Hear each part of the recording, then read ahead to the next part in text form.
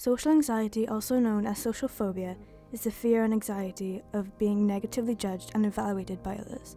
This is a pervasive disorder which causes anxiety and fear in most areas of a person's life. My name is Chloe Griffiths. I'm 17 years old and I'm a drama student from Youth College and I suffer with anxiety.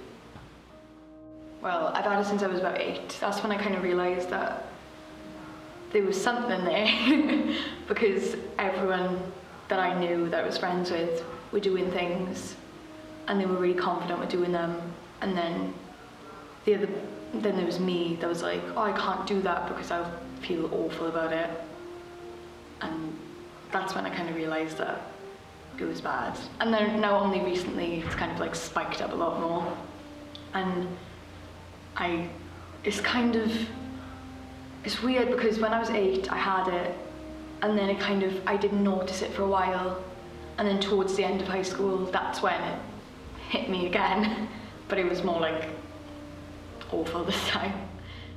So it's dependent on the person, but when people have social anxiety, the common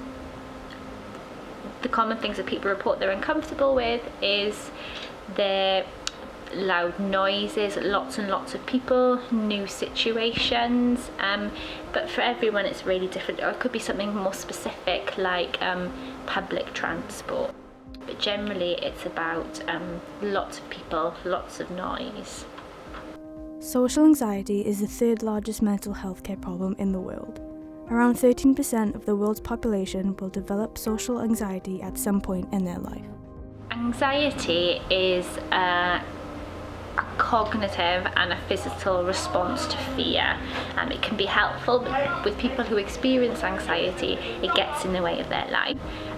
So there's a thought and then there's a physical feeling, that tell someone to, escape that fear.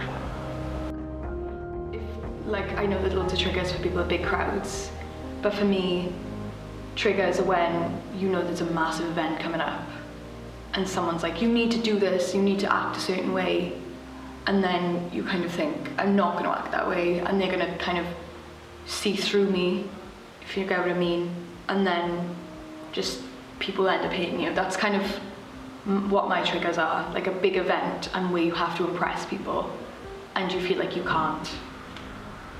Everyone's different, but the general thing about a panic attack, that it's intense, okay? So there's an intense physical feelings, and lots of people report, the common ones are that there's an increase in their heart rate, there's a shortness of breath, sometimes people report that things are closing in on them. There's generally lots of physically uncomfortable feelings that they're experiencing on top of lots and lots of difficult thoughts as well. It's really weird because I go through kind of like phases.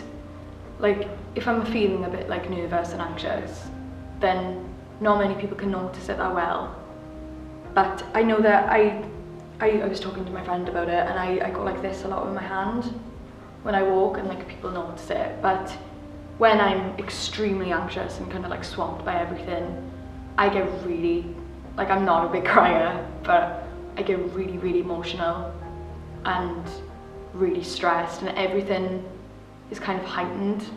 So I know I was in English a few weeks back and it was just a simple test, but to me it meant everything. And then my mind was just like, you're gonna get kicked out of the class, you're gonna be dropped from college if you fail this, and I broke down there, so it's quite embarrassing really. How important do you think it is for people to be more informed on social anxiety and other mental health problems?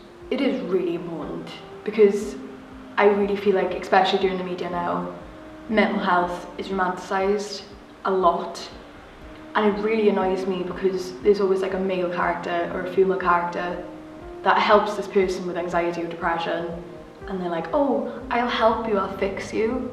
But really, we don't need to be fixed. People with anxiety and depression don't need to be fixed in that way. We just need help, and we can help ourselves. And just you being a love interest or being a friend doesn't mean that you can just, give us a hug and then we're like, oh, we're completely fine, because that isn't how it works. And I wish it did. I genuinely wish it did work like that, but it doesn't. and it's just, you have to just be there for us. And just, there's this quote that I saw the other day, and it said something like, I don't need you to save me, I need you to watch me while I save myself. And I think that's kind of like what I want. I don't want someone to like take this part away from me, because that's who I am. But I just want a friend. That's the long story short, I just want a friend when I'm anxious, so.